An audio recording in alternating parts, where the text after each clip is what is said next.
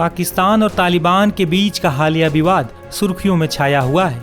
बता दें कि पाकिस्तान और अफगानिस्तान के बीच सीमा विवाद भी काफ़ी पुराना है। अफगानिस्तान और पाकिस्तान के बीच के अंतर्राष्ट्रीय सीमा को डुरंड लाइन के नाम से जाना जाता है।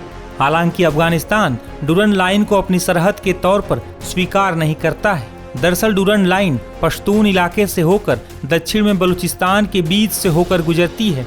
ये सीमा रेखा पश्तूनों और बलूचों को दो देशों में बांटते हुए निकलती है और इसे दुनिया के सबसे खतरनाक बॉर्डर में से एक माना जाता है। आपको बता दें कि अफगानिस्तान पर शासन कर रहे तालिबान और पाकिस्तान के मौजूदा टकराव के बीच एक बार फिर अफगानिस्तान से सटे पाकिस्तान के खैबर पख्तूनख्वा और वजीरिस्तान में हलचल मची हुई है।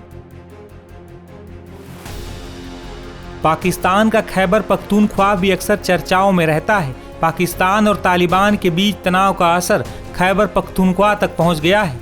हालिया विवाद के बीच खबर भी सामने आई थी कि टीटीपी ने इस इलाके में सेना की कई चौकियों पर कब्जा कर लिया था। खैबर पख्तूनख्वा को सूबाए सरहद के नाम से भी जाना जाता है, जो अफगानिस्तान बॉर्डर पर स्थित है। इस इलाके में पश्तूनों की आबादी अधिक है। खैबर पख्तूनख्वा में अफगानिस्तानी शरणार्थी की संख्या भी लाखों में है। वहीं वजीरिस्तान अफगानिस्तान के बॉर्डर से सटा हुआ है। वजीरिस्तान का इलाका काफी दुर्गम है, जो पहाड़ियों से घिरा हुआ है। इस वजह से यहाँ बाहर के लोगों के लिए आना जाना काफी मुश्किल माना जाता है।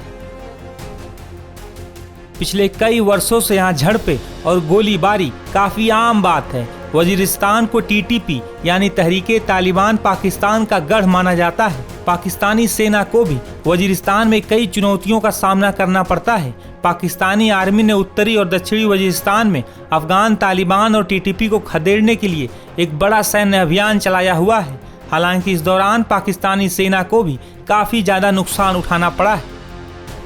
आपको बता दें कि दक्षिणी वजीरिस्तान ही वो जिला है जहां बीते 21 दिसंबर को पाकिस्तानी सेना की चौकी पर हमला हुआ था, जिसमें 1 दर्जन से ज़्यादा जवान मारे गए थे। इसके बाद पाकिस्तान ने अफगानिस्तान के पक्तिका में 24 दिसंबर को एयर स्ट्राइक की थी। इस एयर स्ट्राइक में करीब 50 लोग मारे गए थे, जिनमें महिलाएं और बच्चे भी शामिल थे। पाकिस्तानी सेना का कहना था कि हमला टीटीपी के ठिकानों पर किया गया है, जबकि तालिबान ने कहा था कि इस हमले में आम लोग मारे गए हैं।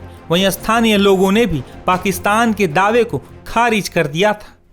महिलाओं और बच्चों सहित हताहतों की संख्या दुखद और दिल दहला देने वाली है। ये एक जघन्य कृत्य है। इसे कोई भी स्पष्ट रूप से देख सकता है कि वहाँ कोई आतंकी या टीटीपी का कोई सदस्य नहीं है।